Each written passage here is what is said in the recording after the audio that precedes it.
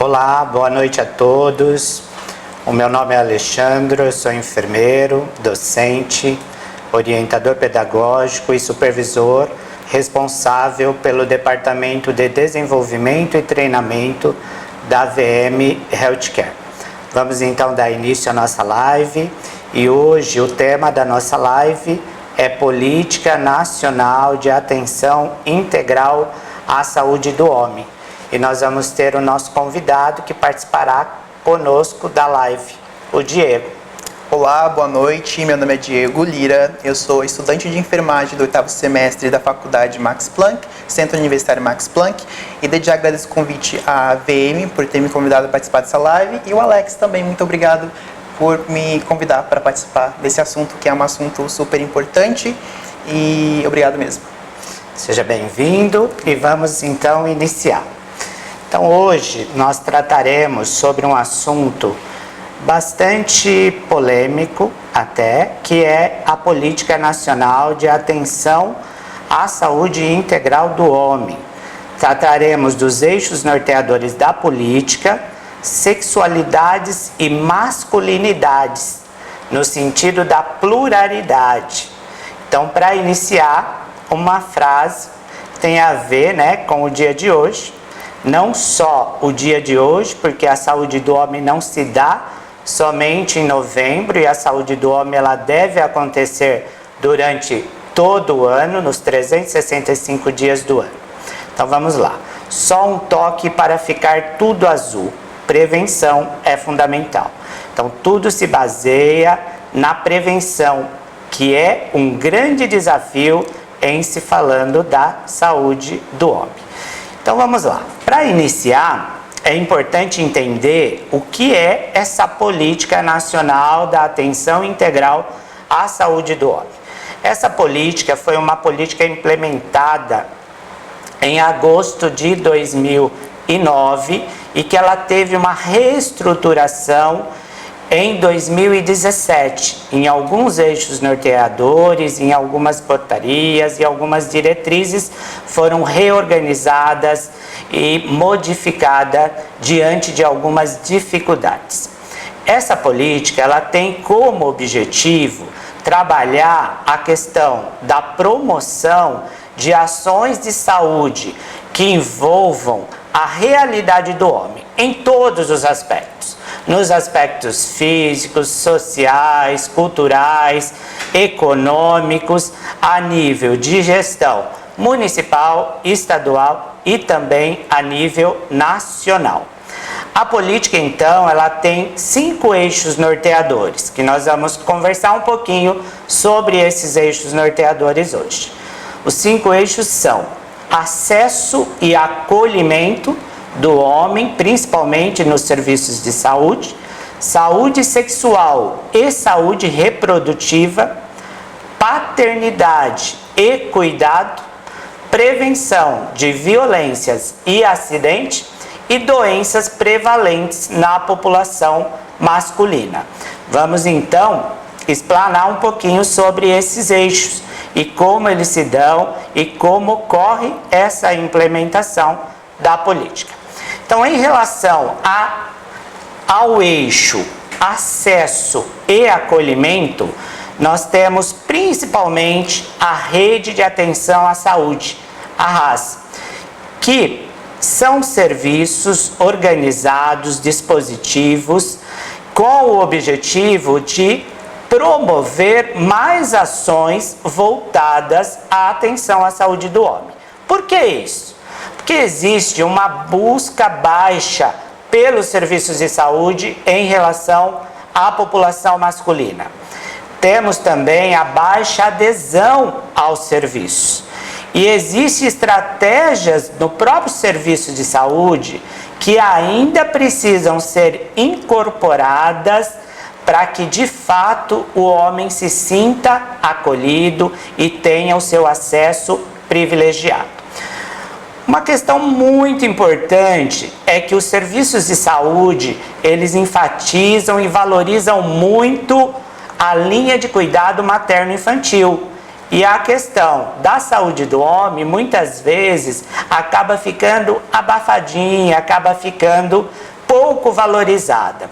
Os próprios dispositivos de saúde, você vai lá num dispositivo de saúde, numa unidade de saúde, na estratégia da saúde da família, você vê grupos, programas voltados às questões da saúde da mulher e da criança. Se o homem for lá se vacinar, lá na unidade de vacinação, a gente vai ter imagens de criança, a gente vai ter tudo voltado para a criança. E o homem também não precisa de vacinação? Nos próprios dispositivos, sala de espera, a gente vê que não existe, poucas unidades valorizam isso e não valorizam programas voltados à saúde do homem. Na grande maioria a gente tem vários cartazes da mulher e da criança, mas do homem muito pouco. Poucos grupos, pouca educação em saúde ocorre nos serviços de saúde em relação à saúde do homem. Tudo isso favorece para que a gente tenha de fato um acesso e um acolhimento não tão qualificado. Sem contar que a gente precisa valorizar que os profissionais também precisam se qualificar para atender essas necessidades dos homens. Um outro eixo norteador refere-se à saúde sexual e à saúde reprodutiva. Na saúde sexual, novamente é importante valorizar os profissionais de saúde, para que tenha uma escuta qualificada. Então os profissionais, eles precisam também se qualificar, aprimorar as suas práticas para dar conta das demandas da saúde do homem, voltadas não só para as doenças físicas, mas também as doenças psíquicas do homem. Principalmente quando a gente vê e traz uma discussão voltada para a orientação sexual, para a identidade de gênero e o quanto isso pode afetar e como os profissionais lidam com essa situação no dia a dia, na saúde, principalmente na saúde mental dos homens. Ainda falando desse eixo na saúde sexual e reprodutiva, a gente tem que valorizar o planejamento dos filhos, que muito se valoriza a mulher no planejamento. Diante dessa política, a gente tem isso incorporado um pouco mais, mas ainda é um caminho a ser percorrido. Por quê? Porque na realidade a gente tem uma cultura muito grande aí em relação à pílula, em relação à laqueadura, que isso já ocorre. Quando a gente fala de planejamento, a primeira coisa que vem na ideia é isso. Isso já tem incorporado na saúde da mulher há muito tempo. A questão da vasectomia é até muito recente, se a gente for valorizar, e de fato trazer essa discussão para essa questão que vem sendo incorporado cada vez mais nos planejamentos familiares. E uma outra questão, eu coloquei essa questão do planejamento de filhos e que tem a ver, eu estava até dando uma olhada na política. No Uruguai existe um adendo que é bastante valorizado, que o homem ele participa muitas vezes quando existe a questão do aborto, diante de uma situação que exige, no caso de uma complicação, que o filho possa nascer com alguma e tem a situação do aborto, o homem participa nessa discussão e participa nessa decisão. Então isso é coisa que a gente precisa ainda avançar alguns aspectos aqui no Brasil. O terceiro eixo, eu diria, da paternidade e do cuidado, também ele está um pouco mais voltado para a questão dos serviços de saúde. Mas quando a gente fala da política num todo, a gente precisa pensar na rede intersetorial, não só nos serviços de saúde, mas na questão de segurança, da cultura, todos os dispositivos que de fato, consegue pensar no indivíduo, não só na saúde do homem, mas o todo, mas pensar no indivíduo como um todo, no cuidado a partir da integralidade. E aí, nesse eixo, é bem importante, por quê? Porque algumas iniciativas vêm acontecendo, principalmente em relação à incorporação do homem no pré-natal, que é uma grande oportunidade para a prevenção, que não só o homem vai fazer os testes rápidos de HIV, sífilis, hepatite, mas é um momento de fazer uma busca e de conseguir já encaminhar o homem que está com problema de diabetes, de hipertensão, aquele homem que nunca fez o exame de próstata, tudo isso é um momento de oportunidade dentro da incorporação das ações que envolve hoje, que a gente chama de pai grávido, que envolve o pai dentro do pré-natal. E é uma oportunidade também, principalmente, para atualizar o calendário vacinal do homem, porque muitas vezes o homem tem o seu calendário vacinal totalmente desorganizado por conta dessa busca que acaba muitas vezes não acontecendo, E aí vem se tendo também outras iniciativas da presença do homem no parto, então dele participar no momento do parto, mas também no pós-parto. Algumas indústrias já estão se sensibilizando para isso e aceitando alguns períodos de 3 dias, 5 dias do homem sendo afastado para vivenciar esse momento do pós-parto, Ainda pensando nessa questão da paternidade e do cuidado, é importante porque é nesse momento que muitas vezes se descobre algumas infecções sexualmente transmissíveis no homem, Lógico que vai se fazer os testes rápidos na mulher, mas também se faz no homem devido à questão do pré-natal dos dois. E uma outra questão é a própria questão do cuidado da criança. Os homens vêm se sensibilizando e vêm participando mais do cuidado da criança. Então, à medida que ele cuida do filho, ele se sensibiliza e acaba buscando o seu próprio cuidado, porque ele entende o quanto isso é necessário. No passado, não muito distante, a gente tinha assim, as mães levavam as crianças para passar no pediatra. Isso era uma obrigação, Quando o pai levava uma criança para passar no pediatra, nossa, ele era glorificado, Então isso está mudando, isso vem mudando, e isso tudo tem a ver com os eixos dessa política, que foram incorporando algumas ações e algumas estratégias para que, de fato, tivesse uma ação mais efetiva em relação à saúde do homem. O quarto eixo, ele é voltado para a prevenção de violências e também de acidentes. E aí eu trago uma questão muito importante, que é a questão da masculinidade. E o quanto essa questão se constrói a partir de um extrato social na vida do homem, Essa questão da masculinidade, do homem ser aquele provedor, do homem é aquele que sempre quer o sexo, que sempre está buscando o sexo, que o homem fica na mesa do bar. Isso tudo é incorporado desde muito cedo com as crianças. E a masculinidade, o machismo, eu diria, não é algo de escolha, é algo que vai sendo incorporado na vida da pessoa. Dentro desse eixo ainda, é importante a gente pensar da exposição do homem também, principalmente ao trabalho, mas devido a 2 fatores fundamentais, que é o alcoolismo e o uso de drogas, principalmente as drogas ilícitas, drogas perturbadoras e drogas estimulantes, as quais faz com que o homem se sinta mais corajoso, que ele fique mais extrovertido, e tudo isso acaba expondo ele um pouco mais.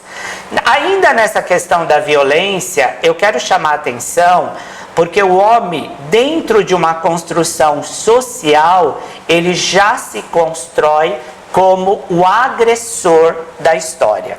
Isso tudo tem a ver com essa questão cultural do machismo em relação ao homem. E pouco tem se investido ainda em relação à educação em saúde, principalmente pensando nessas violências e no próprio acidente.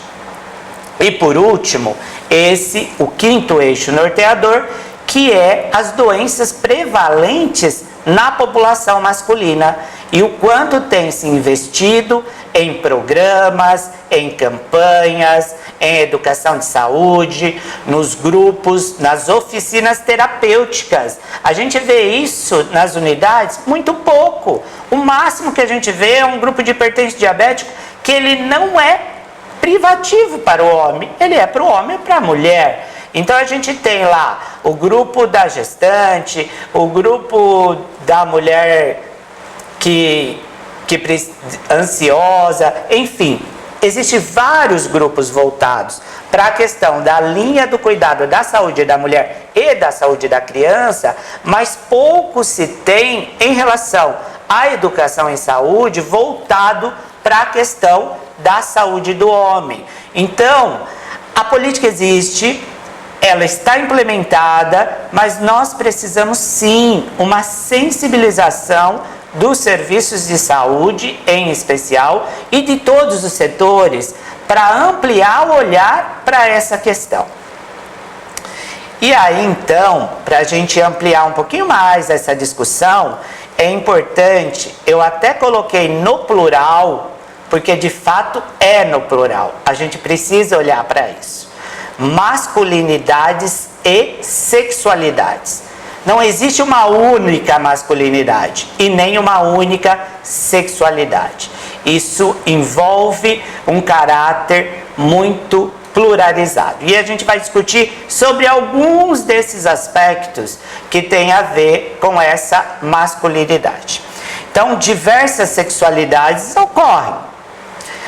Primeira questão que a gente não pode desconsiderar é a homossexualidade, né? E como isso é visto e como os serviços estão preparados para atender, preparados e qualificados para atender essas demandas, que existem demandas próprias. Então a gente tem que valorizar essa questão, que muito tempo era visto como algo, né? E aí a gente pode trazer várias discussões da questão social, discussão da questão religiosa, enfim. A gente não vai entrar nessa polêmica, mas é importante pensar que os serviços também precisam estar preparados para essa questão. Uma outra questão é a própria transexualidade, né? Que isso hoje vem se tornando cada vez mais frequente, e como essas pessoas acessam, quem são essas pessoas, como elas são atendidas, em que locais, como que é a abordagem, os profissionais estão qualificados para isso e precisam buscar um pouco mais. Então tudo isso traz uma visão bastante ampliada quando a gente fala de masculinidade e sexualidades.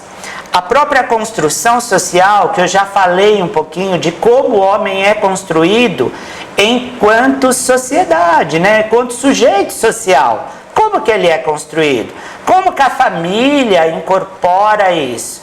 Ele é aquela pessoa que não chora, é aquela pessoa que tem força, é aquela pessoa que é o provedor, é aquela pessoa... E eu trago uma questão bem interessante, que isso vem se incorporando, e isso contribui um pouco também para uma nova visão na questão dos serviços de saúde, porque o homem ele sempre acompanhou as mulheres nos serviços de saúde, mas ele acompanhou como provedor, não com o intuito de participar, e hoje ele vem participando cada vez mais desse cuidado.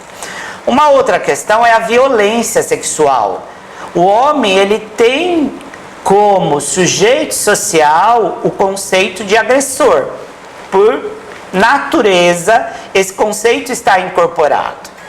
Então, quando existe, eu vou dar um exemplo muito claro, e quando existe, por exemplo, uma negociação do uso do preservativo, que é uma coisa comum, né?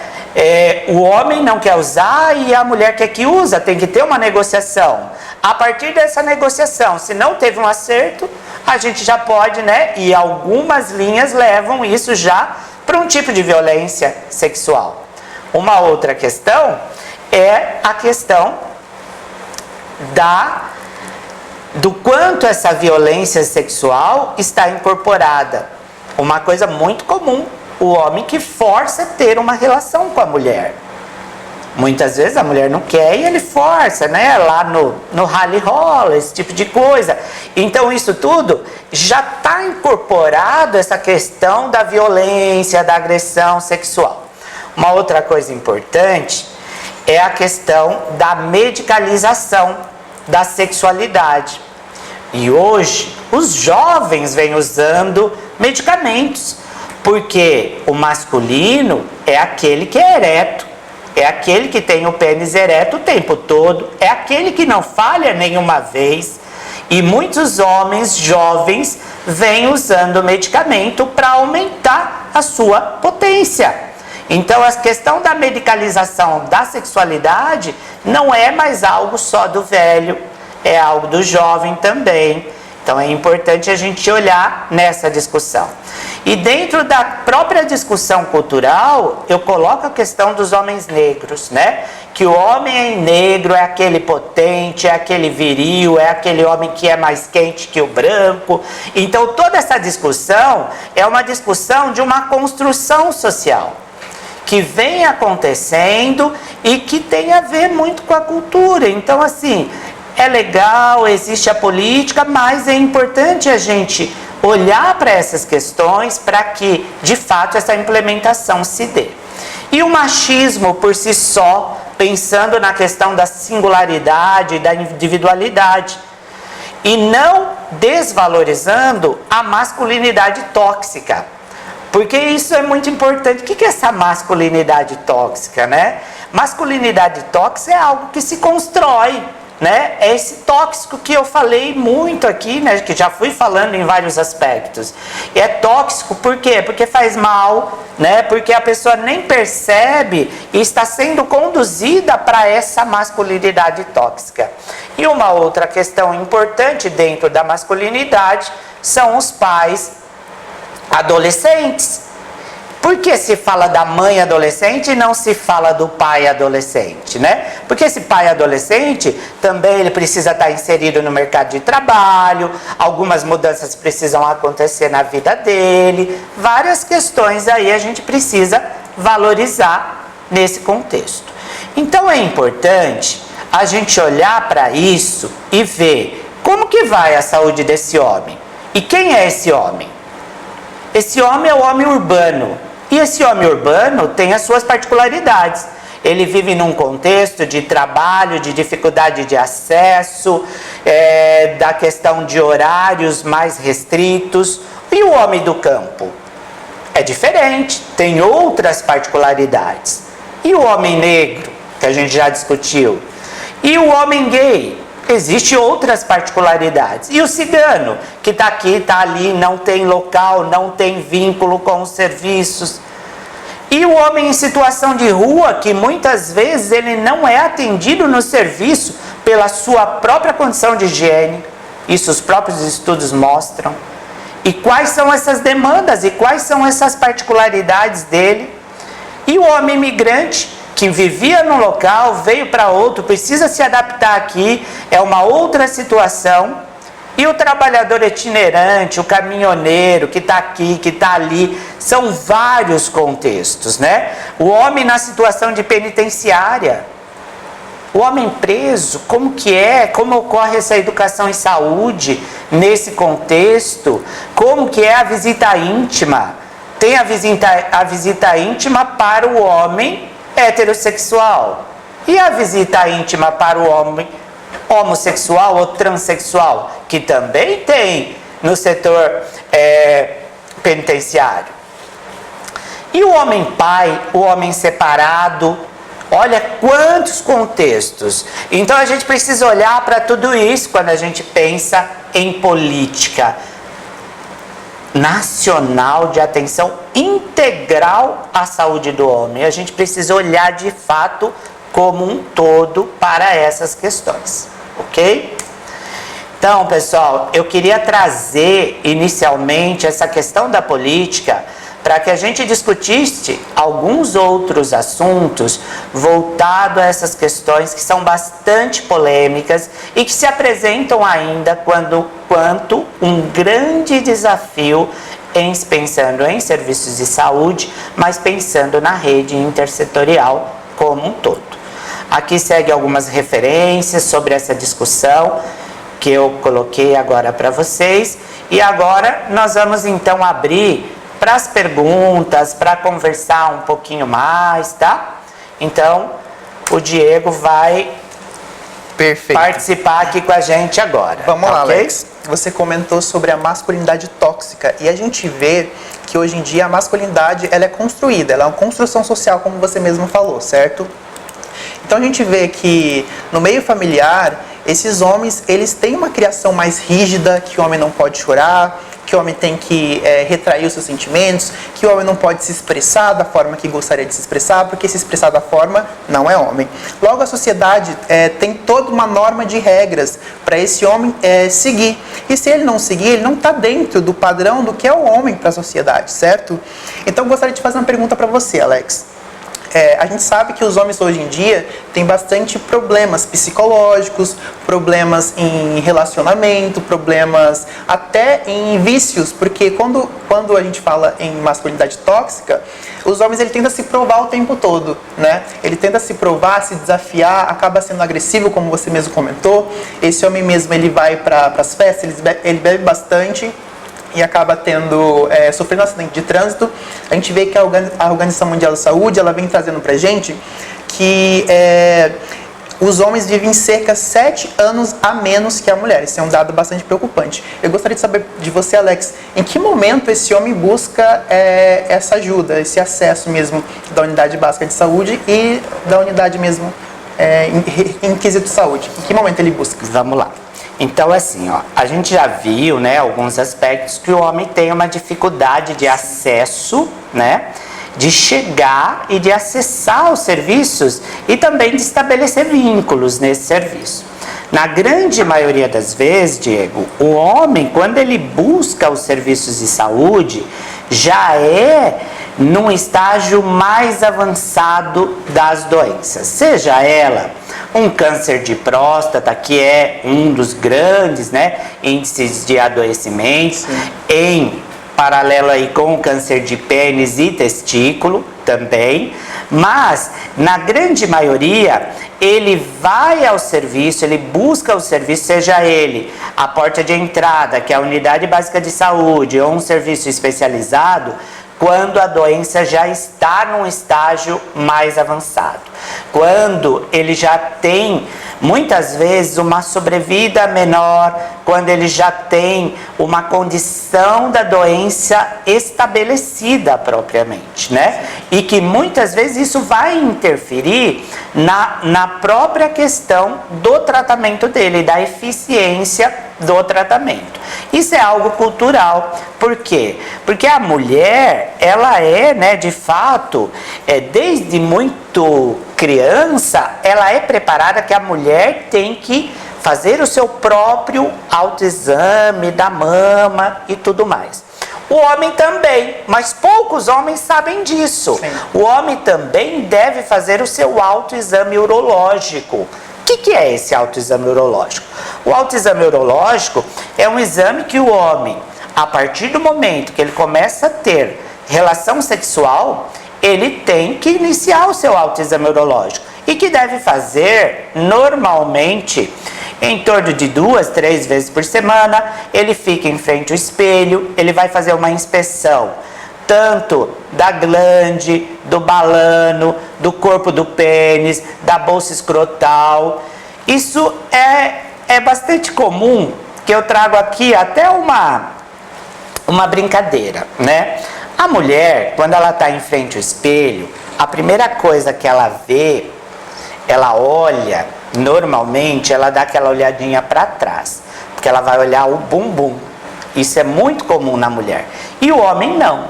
O homem, ele olha o pênis. Por quê? Porque ele está preocupado se cresceu, se diminuiu, alguma coisa. Então, assim, ele já faz isso intuitivamente, mas sem perceber que ele pode usar esse momento para fazer o seu autoexame urológico. Isso é durante toda a vida. E poucos homens fazem isso. Para quê? Para identificar se tem uma lesão, se tem uma verruga, se tem uma ulceração. Muitas vezes não está aparente no pênis, mas está lá embaixo na bolsa escrotal. Então isso tudo não é colocado pelos familiares quando ainda o menino é muito jovem. E para a menina, sim, essa questão do cuidado já vem sendo incorporado desde muito cedo, né? Então isso tudo se reproduz e vai se reproduzindo durante toda a vida do homem. E quando ele busca, de fato, ele busca porque ele está com um agravo, com uma questão aguda, ele está com dor, e aí ele acaba buscando o serviço nessa condição. E que muitas vezes pode ser já um momento mais avançado. Exato. E a gente vê que quanto mais rápido esse homem buscar esse atendimento, essa ajuda, buscar um serviço de saúde, a gente diminui riscos de pior na situação dele de saúde. Eu gostaria de saber, Alex, quais os problemas, quais os agravos do câncer e que tipo de câncer é mais prevalente no homem? Tá, vamos lá. Eu vou falar de agravos gerais e aí eu falo do câncer também, né? Os agravos que mais prevalecem no homem é a questão dos acidentes, que a gente já falou, sim, né? As doenças cardiovasculares e aí a gente entra na questão dos cânceres. A prevalência maior do câncer de próstata acima dos 65 anos, 60, 65 anos de idade. Uma prevalência em segunda instância para o câncer de testículo, que ele é comum aí na faixa etária de 30 a 40 anos. E, por último, o câncer de pênis, que não tem uma faixa etária muito bem definida na literatura. Ele é bastante variável, mas que está ligado principalmente à questão da falta de higiene, da questão do acúmulo do esmegma, daquele sujidade que vai lacerando e vai causando, mas também as infecções sexualmente transmissíveis, principalmente o HPV. Exato, bacana. Bom saber desses dados. Obrigado, Alex. Eu gostaria de saber também, uma pergunta que me vem na mente logo quando você explica disso, quais os fatores de risco, né, para esse câncer de pênis? O que faz acarretar isso? Já falou que é a higiene, né, que é um dos fatores. E qual público-alvo essa doença atinge? Tá. Não só o câncer de pênis, né, mas, de modo geral, a população é uma porcentagem muito pequena, em torno de 2%. Mas se a gente pensar a nível de Brasil, a gente tem estudos que comprovam que existe aproximadamente 1.000 amputações de pênis no Brasil por ano. Então é um dado significativo, apesar de ser ainda um índice bem pequeno. Essa faixa etária, ela é muito variável, a gente não tem algo, os estudos não mostram algo muito definido, mas a gente tem sim uma prevalência maior nas pessoas de 50, 60 e 70 anos de idade, principalmente no câncer de pênis. Bacana. Eu vou abrir então algumas perguntas para as pessoas que estão participando da live. Se você quiser estar participando com algum comentário, alguma dúvida, pode deixar aqui pra gente, tá? Pra gente discutir sobre esse assunto, que é um assunto de super relevância que está se comentando. A gente sabe, Alex, que a saúde da mulher ela avançou bastante, né? E a saúde do homem, ela é bem recente. Como você diz, essa Política Nacional Integral da Saúde do Homem, ela é de 2009. Então, assim, a gente vai completar 12 anos de política. Então, assim, a gente tem muito que avançar ainda. E um dos principais motivos para a gente buscar esse debate, conversar sobre, é simplesmente pela dificuldade mesmo de puxar esse homem para a unidade básica de saúde, né? Porque esse homem, ele muitas vezes, quando ele vai à unidade básica de saúde, Alex, ele vai, ele só vai porque a mulher leva ele, ou a filha leva, ou quando ele está realmente nesse parâmetro de urgência, porque ele só busca essa ajuda quando ele sente realmente que ele está bem fragilizado, né? E a gente volta pelo fato como a gente, profissional de saúde, pode ofertar esse acesso, pode facilitar os meios desse indivíduo homem buscar essa saúde, buscar ter autonomia e o autocuidado com ele mesmo. Como que ele consegue alcançar isso? Qual que é o nosso desafio nisso? Vamos lá. Eu acho que é importante a gente falar por que isso ocorre e o que a gente pode fazer enquanto serviço de saúde, o que está sendo feito enquanto serviço de saúde até então, tá? Primeiro porque o homem é resistente. Sim. Ele tem medo, muitas vezes existe um medo de descobrir algo, né? Coisa que a mulher já prefere pela prevenção, né? E é lógico que se for descoberto muito mais cedo, melhor, o tratamento melhor, tudo mais, né? Uma probabilidade de sobrevida melhor, tudo mais, né? Então tem essa questão cultural, né? Do medo, da resistência, né? Da dificuldade. Aí tem também a questão da dificuldade de acesso, que hoje isso vem mudando já, né? Porque assim, se você pensar, várias questões, o homem, por vergonha também, que é uma outra questão, ele pode se sentir, eu não vou levar esse atestado no meu trabalho, porque eu fui lá passar por uma questão sexual, né? De uma doença sexualmente transmissível, por exemplo, né? Então, tudo isso são fatores que contribuem para que esse acesso seja dificultado. Existe já várias cidades que já incorporaram um horário estendido para os serviços de saúde, principalmente voltado para essa questão da saúde do homem, que não, então, terminam às 17, mas sim terminam às 19 o atendimento, né? A gente sabe que isso não vai resolver o todo, né? Mas eu acho que algumas ações são voltadas ao que eu comecei comentando no início, que é trabalhar estratégias para olhar mais para as demandas do homem e o quanto esses serviços estão fazendo isso. Então, trabalhar mais programas voltados. Você vê um único dia no ano se falar na saúde do homem. Ninguém fala mais nada, não existe programas, não existe a educação em saúde. Então, assim, a política prevê, mas na prática, muitas vezes, não acontece. Então, assim, estratégias, até mesmo cartaz ali na sala de espera, você vê, não tem nada voltado para a questão do homem. Na grande maioria, é para a mulher e é para questão, né, da linha de cuidado materno-infantil. E na questão da linha de cuidado do homem, você vê que não existe muita coisa. Então, a primeira coisa que eu penso é a qualificação dos profissionais.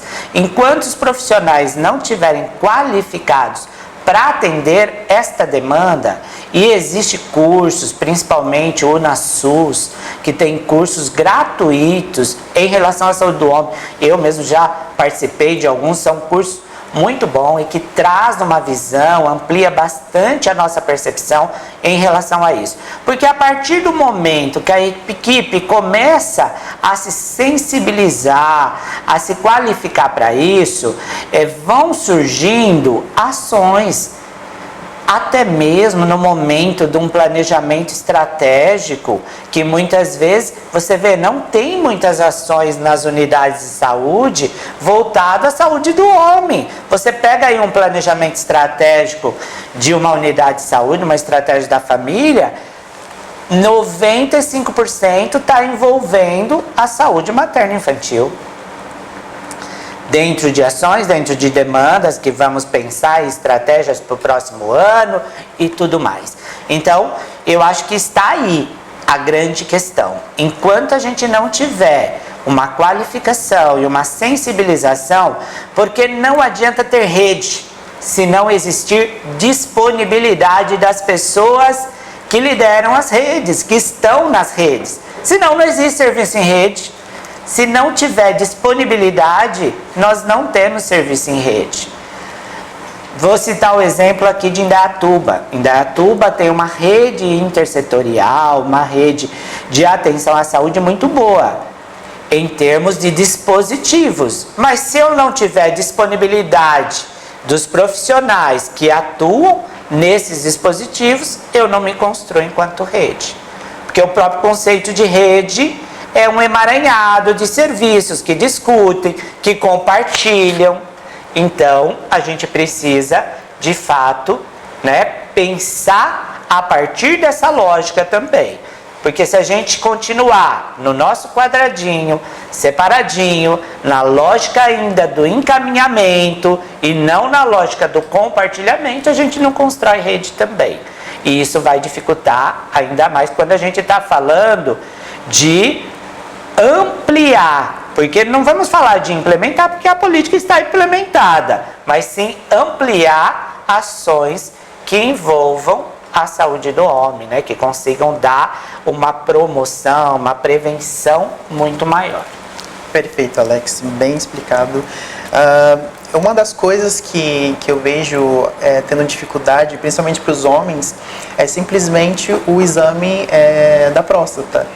Então, já que estamos em novembro, que é uma data que a gente discute bastante essa temática, eu gostaria de saber em que idade o homem deve fazer o exame da próstata.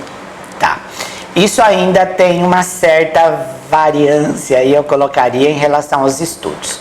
Alguns colocam a partir dos 40 anos de idade ou a partir dos 45 anos de idade. A gente pode considerar a partir dos 40 anos de idade. Eu penso que quanto mais cedo a prevenção, é melhor, E essa é uma questão que ainda tem a ver com a própria discussão da masculinidade, Sim. Por quê? Porque tem a ver com a questão do toque retal, que hoje, quase em desuso, muitos urologistas já não utilizam mais o toque retal para identificar o câncer de próstata, Então a gente tem outros meios. Agora, é importante também que o homem se atentem a alguns sinais. Então isso é importante, porque o que é o câncer ou até mesmo uma hiperplasia benigna, Hiperplasia de próstata benigna. É o aumento da próstata. E esse aumento da próstata, ele pode ser maligno ou benigno.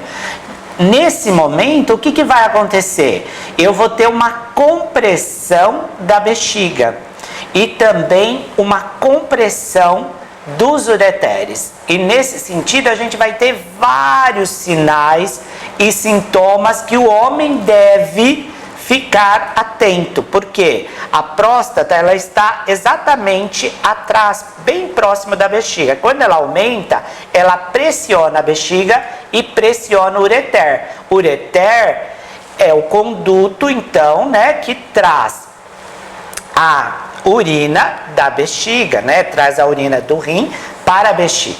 Então, nesse sentido, o que vai acontecer? O homem vai ter dor para urinar, ele vai urinar várias vezes em pequenos jatos, ele pode ter sangue na urina, ele pode ter sangue no sêmen, no esperma, isso também pode acontecer. Ele pode ter dor, nem sempre, mas pode ter dor. Então, todos esses sinais são sinais de atenção.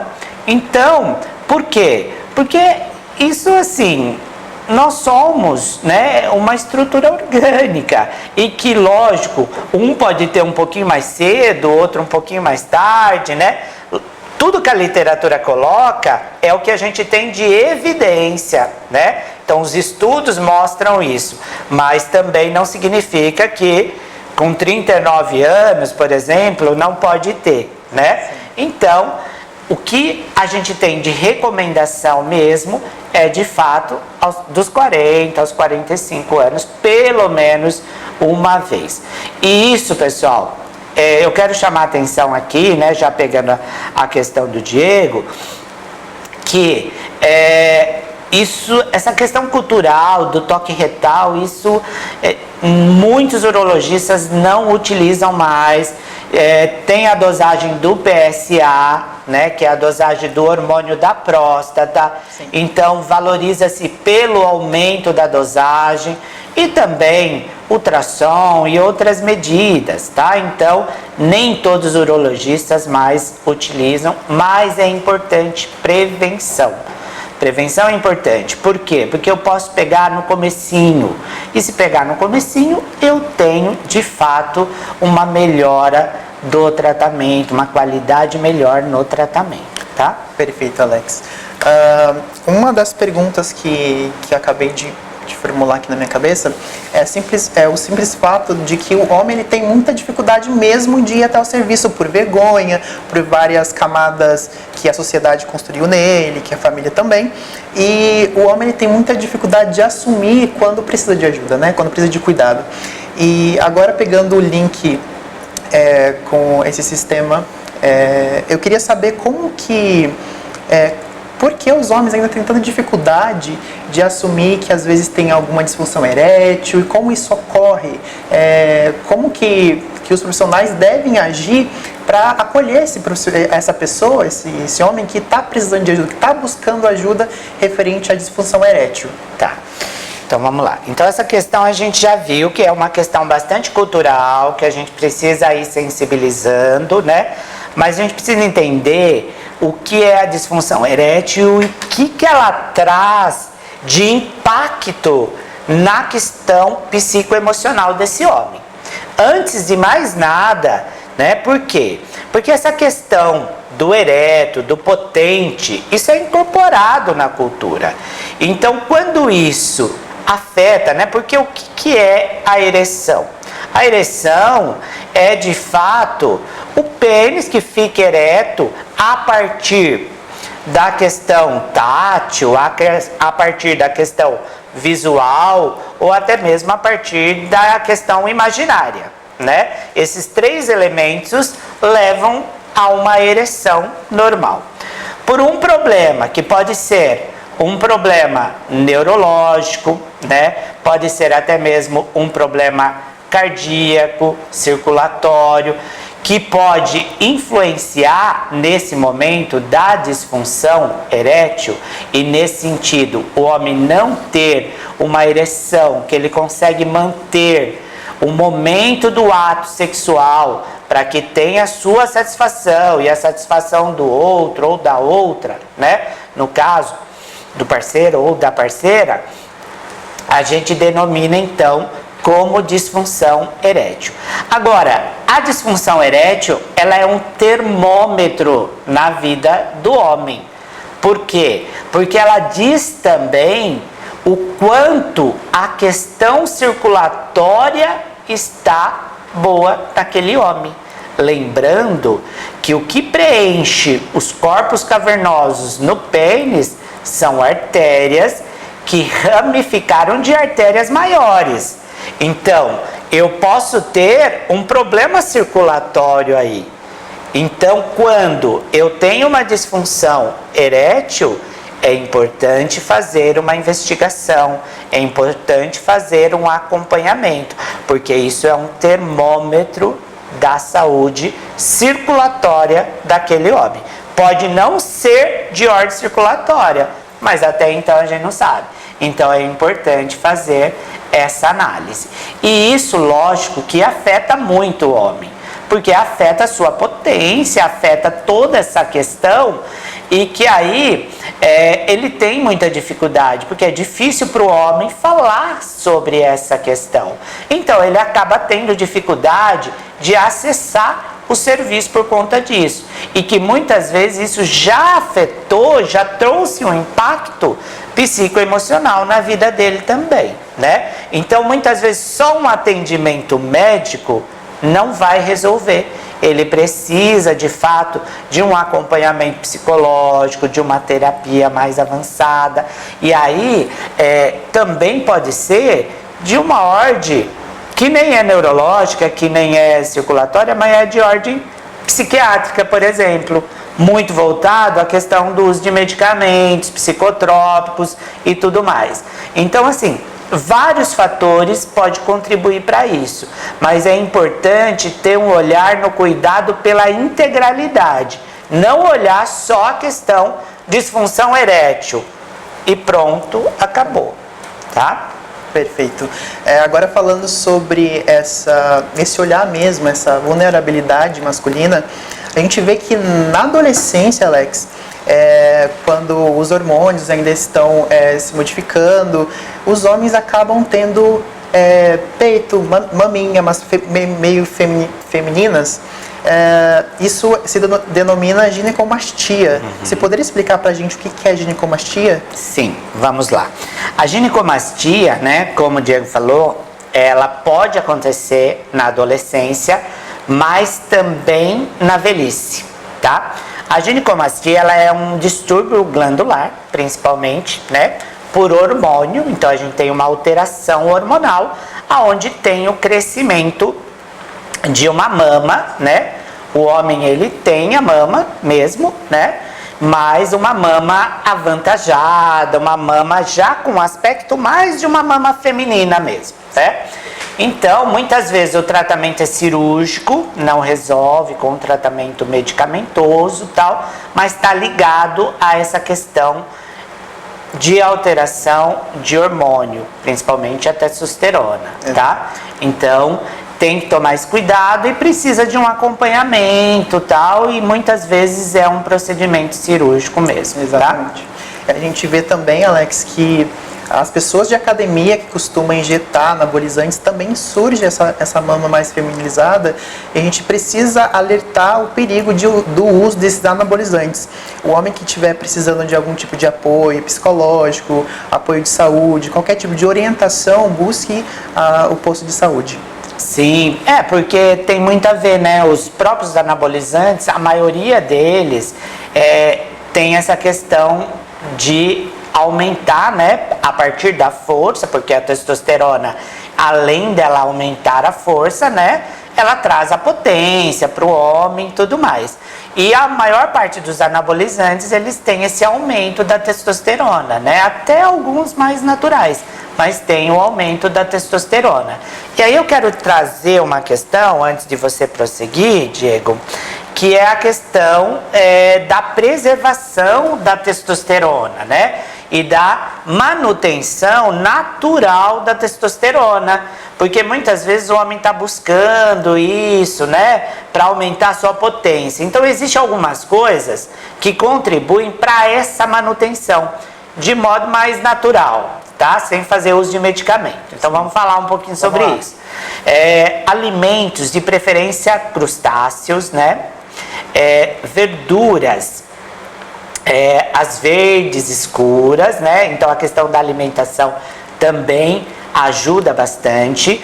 O uso de proteína, seja ela proteína whey, né? Que é uma proteína sintética, mas também a proteína animal, né? Então é importante o uso de proteína. O sono regular. E um sono regular e reparador, né? Que descanse, que te repare. O próprio exercício físico aumenta e ajuda a manter o nível de testosterona, mas a gente tem que tomar um cuidado em relação ao exercício físico. Por quê? Porque muitas pessoas acabam se viciando no exercício físico. O exercício físico deve ser regular, mas deve ter um descanso. Então, exercício físico com descanso. Não dá para fazer exercício físico 7 dias na semana. Então, são 5 dias e 2 dias eu vou descansar, tá? Então, precisa desse descanso. E uma outra coisa muito importante, a relação sexual.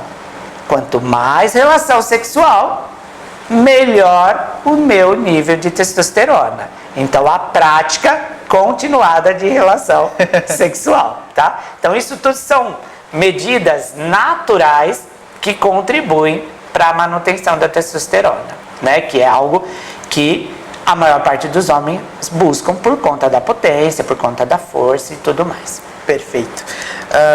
Mediante essa discussão toda que a gente teve, que foi bastante rico, eu gostaria de saber como os homens eles podem fazer para cuidar da saúde hoje. Tá, vamos lá.